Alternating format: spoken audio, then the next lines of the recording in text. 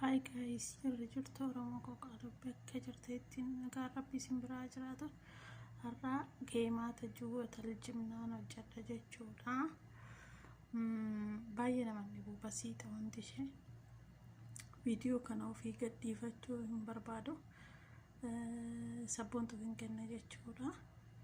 Kutee kuteetuma hojjedhe viidiyoon kun bilbilli kootis hedduu xaayyeefa waan taateef yoo daqiiqaan dheerate naaf ishiin jettu as bira sukkaara daakamaadha, gishxaa tokko, kamiiradha, bishaan hin qababes kanumaan anan bukeecha isinitti argisiisa. Kamiiraa milaagaa tokko, sukkaara milaagaa daakama maasaa jechuudha milaagaa lama, gishxaa tokko akkasi fi bishaan kun as bira burcuqqoo tokko qaba jechuudha.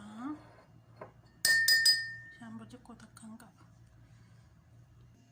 Bukeecheen jechuudha. Bukeechee raawwadhe maal godhe maashina kana keessan kaawwadhe. Maashinni kun maashina nyaanni yoo qorre itti dho'ifamu jechuudha.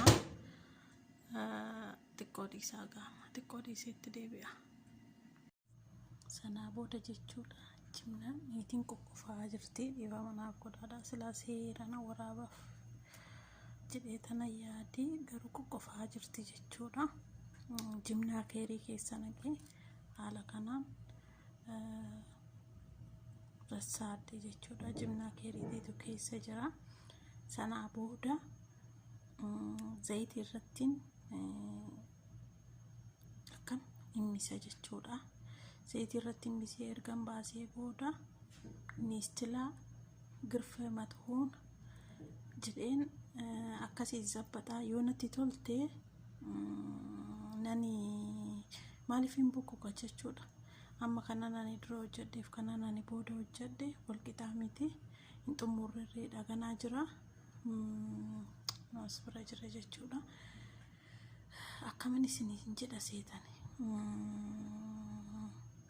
sanaafu yoo ishiin kaate ishiin ka'uu baatte yoon suuraa argadhe suuraan kaasa jechuudha. Anammoo amaana mana koonaan jette waan ta'eef xiqqoo viidiyoo waraabuun baay'ee natti ulfaataa beekadha. Ammarree kaameraa gar tokkotti galeen dugda kaameraatti galchee akka sagalee nama dhaggeeffatutti silaa sagalee koo hin beekani haala saniin waraabaa jira jechuudha. Sanaafuu jennaan warroonni maatii sabboontuu Wallagga Lixaa taatan like, share, subscribe gochuudhaan jajjabeessadhaan isiniin jedha uummata qashtii.